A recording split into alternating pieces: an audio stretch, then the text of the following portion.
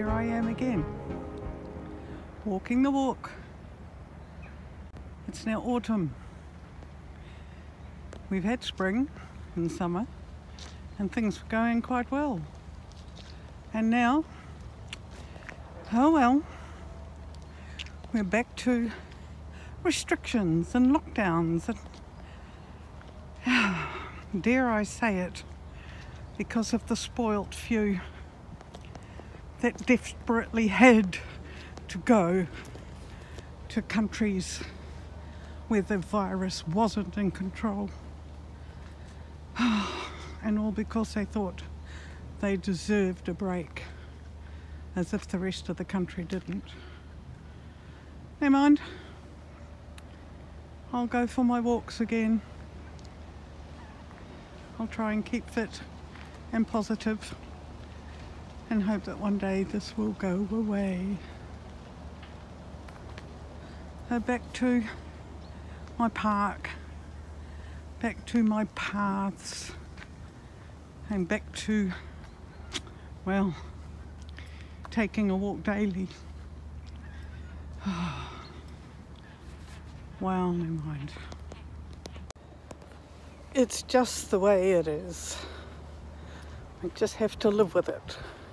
Live with impatient people and just embrace those that do value life just slightly more than a summer holiday on the beach in Portugal or Spain or Italy.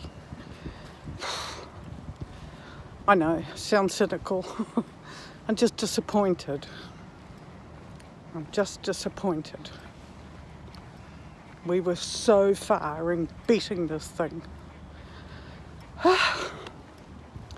And not that it's a punishment to walk here, but I wanted to do so much more. I had hoped we'd be up to doing more, only we're up to doing less. After last night's conference, things are not looking good. But we live in hope. We live in hope that the people that matter, like the hospital staff and the police and the teachers and the parents that hold the faith, just hold it a little bit longer. Oh, I bet you must despair every time you hear about an illegal party somewhere. And I'm just wondering how many non-believers of the virus are taking up hospital beds. That would be something to know. Not that it would change anything. They deserve the health benefits too, but I had to get this off my chest. Oh well. The sun is still here, but not for very much longer. We've had a beautiful day.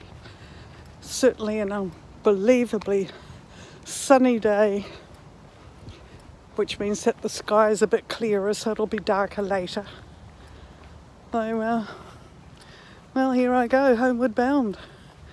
And, well, till mid-December, limited in what I can do.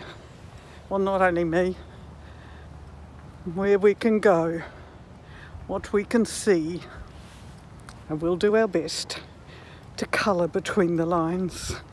It's a bit how it is, isn't it? Bye for now, till my next moan.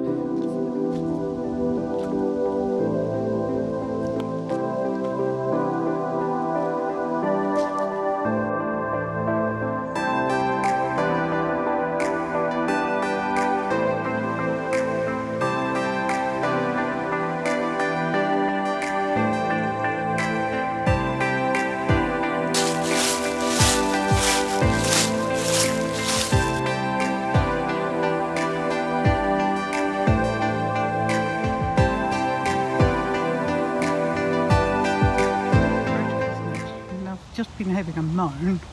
It is quite nice to be here, but not the reasons why.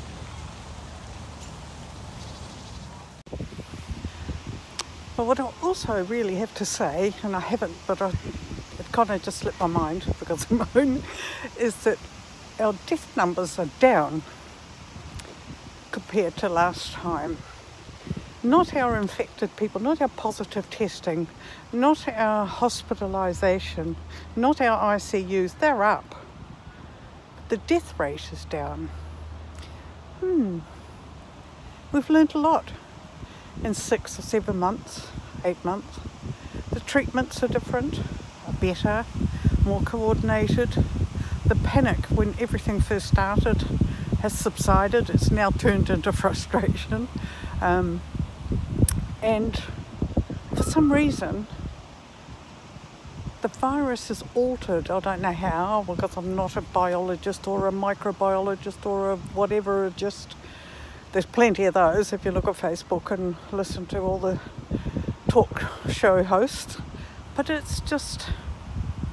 is different. It's still scary. I don't want to get it.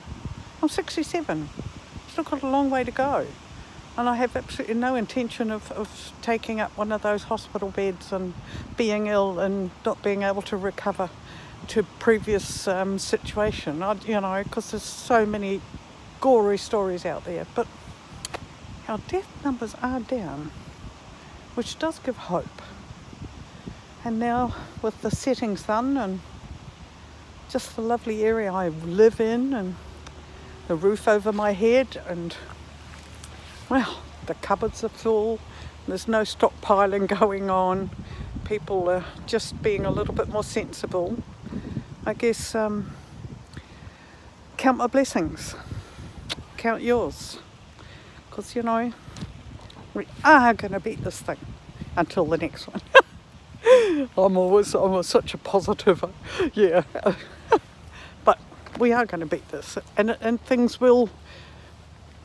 life will resume to some form of normal, a different normal. I'm sure it'll be a different normal, but it will, and we'll be able to do stuff, and we'll be able to see our family, and we'll be able to hug again. I haven't hugged anyone since early March.